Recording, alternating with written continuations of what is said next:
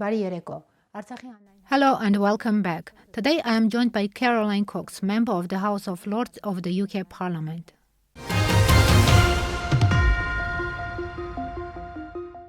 Good afternoon, Baroness Cox. Thank you for accepting our invitation for an interview and joining us on Artsakh Public Television from London, United Kingdom. Baroness Cox, prior to our interview, I have tried to check how many times you have visited Artsakh so far and found quite an impressive number, around 90, maybe less or more. What attracted you to Artsakh that keeps you coming back? The people. As I always say, you are a wonderful people. You have tremendous courage and faith, and we who live in the free world need to say thank you to the people of Artsakh for holding your front line of faith and freedom for the rest of us. So we should say thank you to you. And we always return humbled and inspired by your courage, your dignity, your generosity. And we just love your people and want to say thank you for all you do and how much we grieve for you in the suffering you are now having to endure.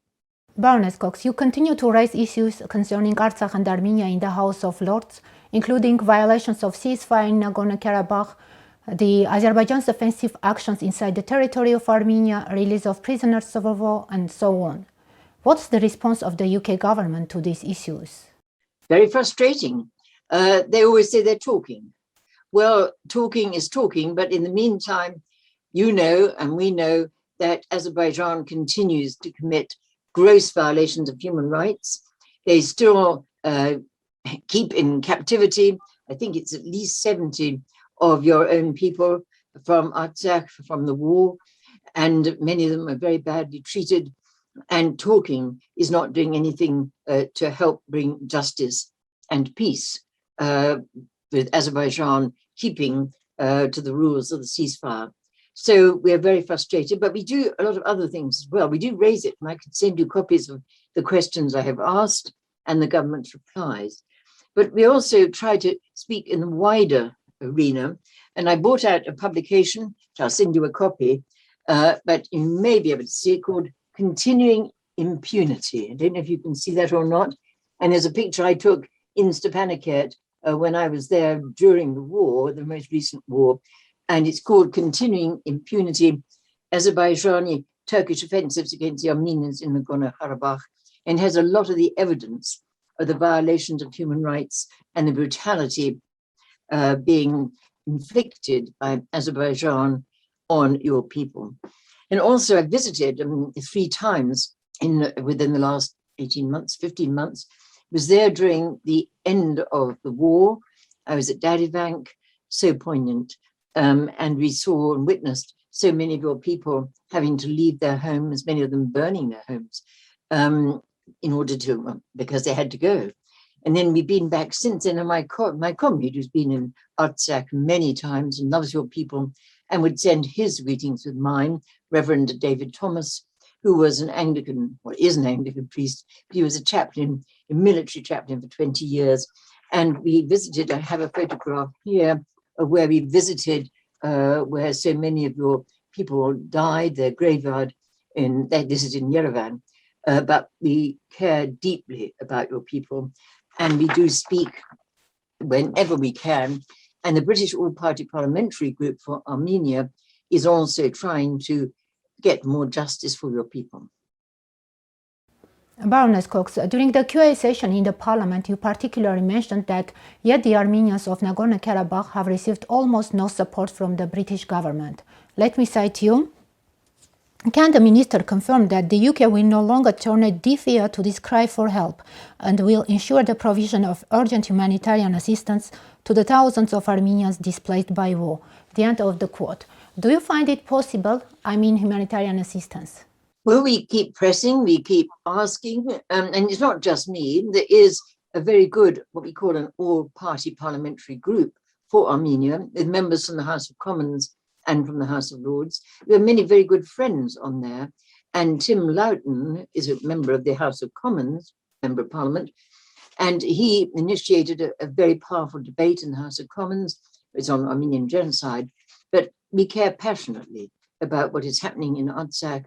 And it just grieves us that there is so much injustice that continues. Azerbaijan's violations of human rights continue.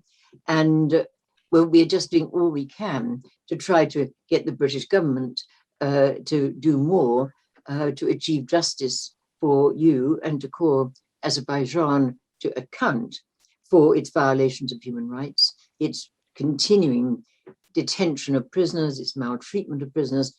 I think it's destroyed at least one church. We got a photograph of where there had been a church. I don't know if they've destroyed another. You can perhaps tell me, because we do want to put things on the record all the time of what's happening to your people. Baroness, you are deeply acquainted with the policy of ethnic cleansing of Azerbaijan against the Armenians in the 90s that Baku repeated both in 2016 and 2020 while launching aggressions against the people of Artsakh. Artsakh under the effective control of Azerbaijan will mean finishing this ethnic cleansing. What preventive mechanism do you see against this policy of Azerbaijan? Well, it isn't only the United Kingdom. I mean, there are other countries, and I think there are other countries which are better at respecting justice for your people. And we're trying to work with other countries to put pressure on Azerbaijan to stop violating the human rights. And another additional problem, which is related obviously to the problems of Artsakh, is Azerbaijan now encroaching into the territory of Armenia itself. Last time I was there, we visited the Sunnik region, we visited Japan, I visited an elderly lady in a home. She's lived in that home all her life, but it's been damaged by shelling from Azerbaijan. This is in Armenia as well. So the violations of human rights by Azerbaijan are continuing, and we get to continue to speak out as much as we can to call the government to account as much as we can. I spoke in a short debate, and I send you a copy of the text in which I repeated in the House of Lords Azerbaijan's violations of human rights and the humanitarian needs for the people of Artsakh. So we continue to fight as we can, but I just have to apologize, I think, for my own government, that they have not done more both for justice and for the humanitarian needs of your people. But we will continue to fight. And if all the evidence you can give us and keep us up to date, the more strong can be the case we can put to our government. So moving on with the topic of your government. Last week, in a phone conversation with Armenia's Foreign Minister Arat Mirzoyan, Chris Heaton-Harris, the UK's newly appointed Minister for the European Neighbourhood and the Americas, particularly emphasized that the United Kingdom supports the OSCE Minsk Group co-chairmanship in the peaceful settlement of the Nagorno-Karabakh conflict. What would you say about the statements of the Azerbaijan's President Aliyev that he solved the conflict in 2020 and there is no Nagorno-Karabakh anymore? Well, it is outrageous and it is something that must be challenged. One of the things I've also been trying to speak about and draw attention to is the terrible, it's called Victory Park, is it in Baku? I got photographs here which I had where there's a photograph which I did not take, but I have received them from other people, where Aliyev is walking down the corridor of the helmets of dead Armenian soldiers. I mean, that is dreadful.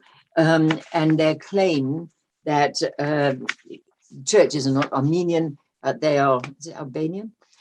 Everything is utterly, utterly wrong, unacceptable. And we're trying to challenge it and trying to get the truth on the record.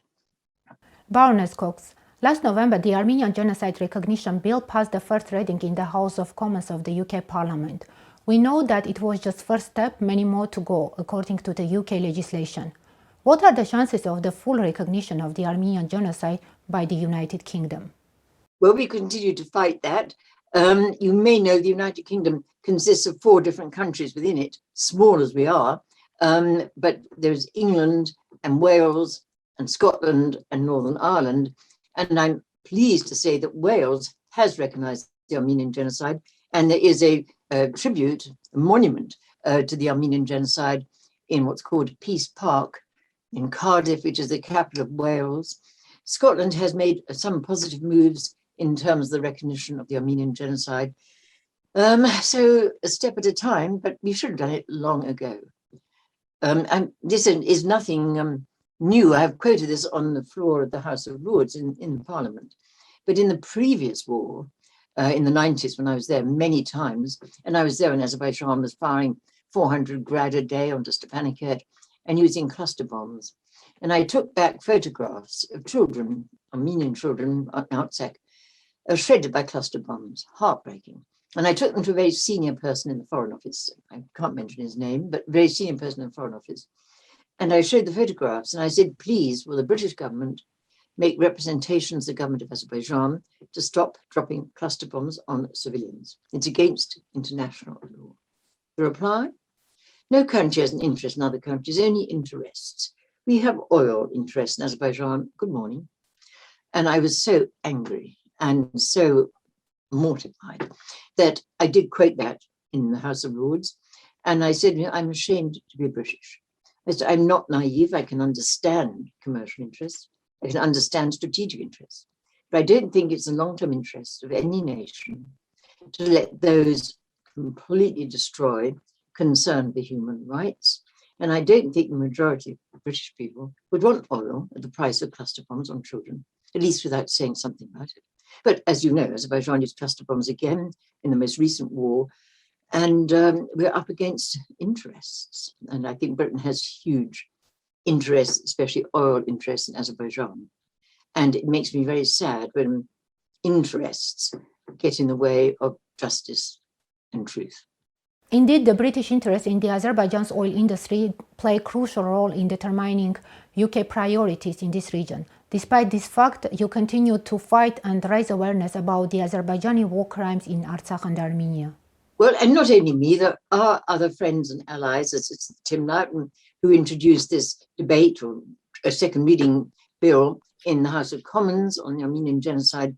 You do have a lot of friends, and some of my own friends and colleagues in the House of Lords have visited Artsakh, Lord Hilton and Lord Alton, Liverpool, and they're very strong friends. So I'm not the only friend you have. And it's a privilege to be a friend, but a very sad privilege when you see people for whom you have such admiration and affection suffering so much from injustice and crimes against humanity, war crimes, violations of human rights. My heart is with you.